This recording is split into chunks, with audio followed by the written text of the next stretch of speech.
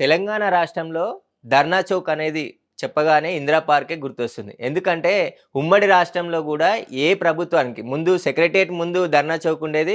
అది కొంచెం ఇబ్బంది అవుతుందని జెప్పేసి తర్వాత దాన్ని ఇందిరా పార్క్ షిఫ్ట్ చేసి ఎవరైనా ఇందిరా పార్క్ దగ్గర ధర్నాలు చేసుకోవచ్చని జెప్పి దాన్ని ధర్నా చౌక్‌గా ఏర్పాటు జేశారు. కానీ తెలంగాణ ప్రభుత్వం వచ్చిన తర్వాత ఇక తెలంగాణలో ధర్నాలు చేయాల్సిన అవసరమే లేదు. అభివృద్ధి జరిగింది. ధర్నాలకు వీలు లేదు. అక్కడ ఉన్న ఈ ప్రజలకు ఈ ధర్నా చౌక్ ద్వారా చాలా ఇబ్బందులు ఎదురవుతున్నాయని చెప్పి ఫిర్యాదులొచ్చినాయి. దాన్ని అందుకే ఎత్తేస్తున్నామని జెప్పేసి తెలంగాణ గవర్నమెంట్ గతంలో ఉన్న కేసీఆర్ ప్రభుత్వం ధర్నా చౌక్‌ని ఎత్తేసింది.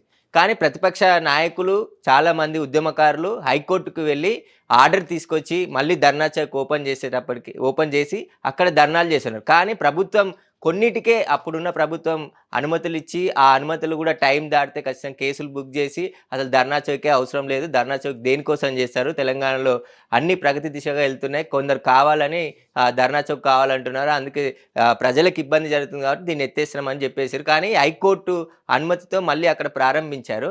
కానీ ఇప్పుడు రేవంత్ రెడ్డి ప్రభుత్వం కాంగ్రెస్ ప్రభుత్వం వచ్చిన తర్వాత రేవంత్ రెడ్డి సీఎంగా అయినంక ఈరోజు 2 కీలక నిర్ణయాలు తీసుకోవడం జరిగింది. ఇప్పుడు ఏదైతే ధర్నా చౌక్ ఉందో దాన్ని కొనసాగిస్తూ అక్కడ కావాల్సిన ఏర్పాట్లను గూడా కొన్ని అరేంజ్ చేయాలని జెప్పేసి గూడా పోలీసులకు ఆదేశాలు ఇవ్వడంతో హైదరాబాద్ కమిషనర్ శ్రీనివాస్ రెడ్డి అక్కడికి చేరుకొని ధర్నా చౌక్‌నంతా గూడా పరిశీలించడం జరిగింది. సెంట్రల్ జోన్ డీసీపీ శ్రీనివాస్ గూడా సిపితో వెళ్ళి గతంలో ఏ విధంగా అయితే ధర్నాలు చేసేవారో అదే విధంగా ప్రతి ఒక్కరు ధర్నాలు చేయడానికి అనుమతులు గూడా వెంటనే ఇవ్వాలి. ఎలాంటి ఇబ్బందులు గాకుండా వాళ్ళకి ఎందుకంటే రాజ్యాంగం కల్పించిన హక్కు నిరసన తెలుపుకునే స్వేచ్ఛ ప్రతి ఒక్కరికి ఇవ్వాలి. దానిలో భాగంగానే కాంగ్రెస్ ప్రభుత్వం ఎవ్వరైనా అక్కడ ధర్నాలు చేయొచ్చు.